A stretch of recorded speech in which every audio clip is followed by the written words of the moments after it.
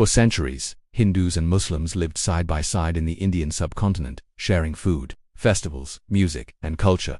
But if this is true, then how did division, hatred, and violence grow so deep that it split an entire nation in 1947? Today we're going back in time to trace how misunderstandings, politics, and power struggles slowly turned neighbors into enemies. The story begins almost 1,000 years ago, when Muslim dynasties like the Delhi Sultanate and later the Mughal Empire ruled India. People of different religions lived under one political system. Conflicts happened, but so did cooperation. Many rulers employed Hindu generals, ministers, and scholars. Many Hindus and Muslims worked together, traded together, and built cities together. But history changes when politics enters the picture. By the 1700s, the Mughal Empire weakened. Local kingdoms rose. The British East India Company entered, and for the first time, the British began using a dangerous strategy: divide and rule. They studied India carefully and realized something. If Hindus and Muslims stay united, the British cannot rule. So they encouraged separate identities. They created separate laws, even separate political representations. And slowly, mistrust grew. Then came 1857, the First War of Independence.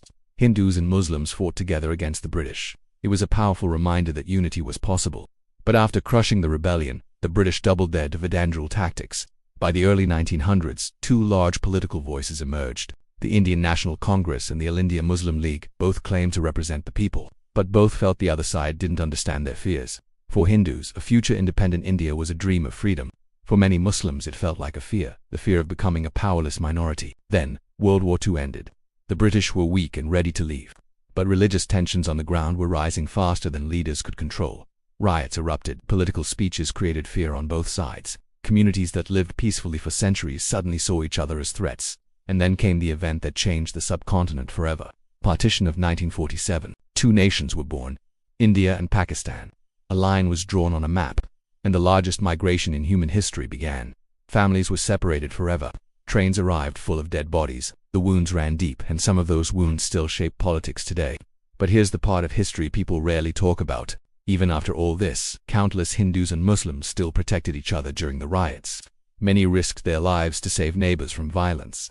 Even today, millions live together in India and Pakistan as friends, co-workers, and family. The truth is simple. Conflicts grew because of politics, not people. And history shows that division is always man-made, never natural. The Hindu-Muslim conflict didn't suddenly appear.